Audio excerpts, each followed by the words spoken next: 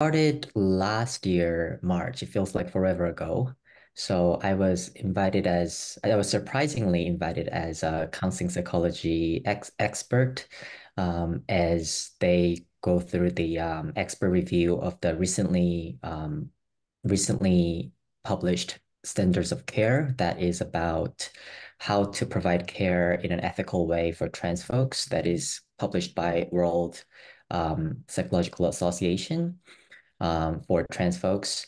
And so they were trying to translate that into Korean, and they needed they created this group of people to do the expert review, composed of medical doctors mostly actually, and then just me and one another community member. So we did that expert review throughout March, April, May, and then we were planning for disseminating the updated WPATH guideline on trans care to the community members and also medical doctors in Korea. So we conducted this dissemination session for around 3 hours, and 90 participants came, which was a huge success for us.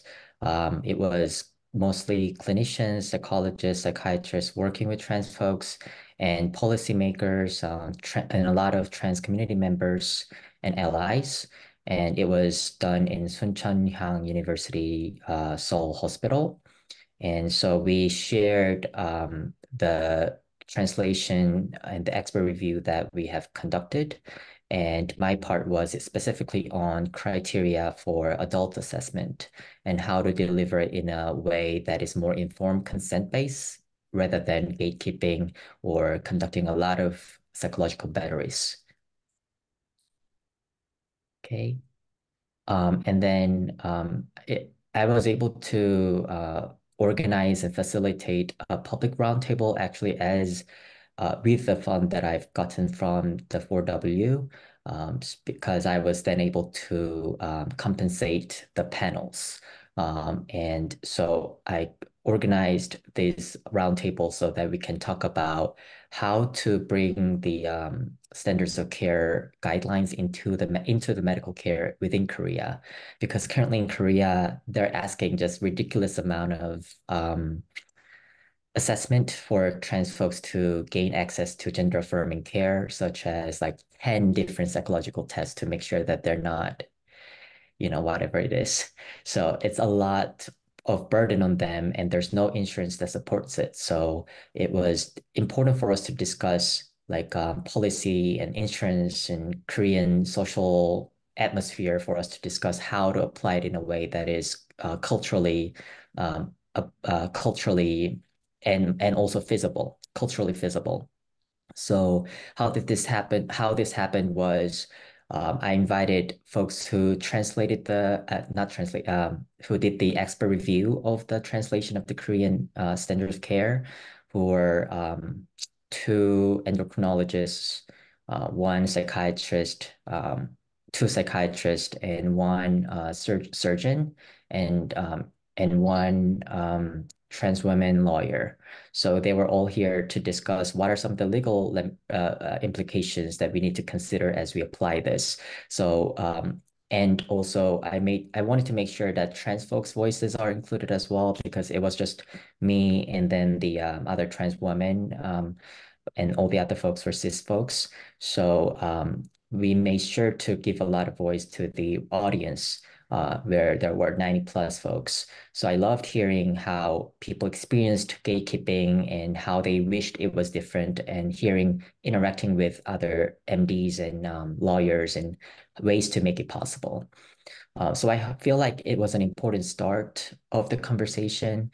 And from this one psychiatrist who organizes this like annual convention for psychiatrists in Korea invited me to talk about these like assessment criteria and ways to make it better, where which led to like almost 500 psychiatrists in Korea coming to talk later on in October last year, actually. So we feel like although it wasn't like we weren't able to figure out something in this roundtable. I feel like it was an important start of the conversation for the Korean trans community. And then the third one, I gave a 3-hour training session at Seoul National University College of Medicine for medical students, residents, and MDs preparing and also practicing to work with trans folks in Korea. And part of me being able to talk also was coming from like being able to just give free labor because I know that I'm now being compensated by the grant. So this was something that I felt was very meaningful as well. So the training was on utilizing the informed consent model and moving towards the companionship model in providing medical care for trans and non-binary people and understanding needs and barriers in applying the most recent standards of care in Korea, because I know that folks who are educated to become a doctor in this institution will be leading many of the dialogue around how to take care of trans folks in Korea. And then sharing examples of affirming letter writing session with trans folks. Um, yes. And then I also wanted to hear lived experiences from Korean trans people. So obviously, my summer was really crazy. This like last summer, it was like I don't think I took any break until I actually missed a plane and then had to stay there for an extra week, which I spent a really good week with my partner. And so I interviewed with actually 15 Korean trans folks, 4 trans women, 5 trans men, 6 non-binary gender queer folk, to hear about their experience of gatekeeping within the Korean medical system, because I feel like it'll be more powerful for the medical doctors to hear from trans people's voices, not just me saying that this needs to be different.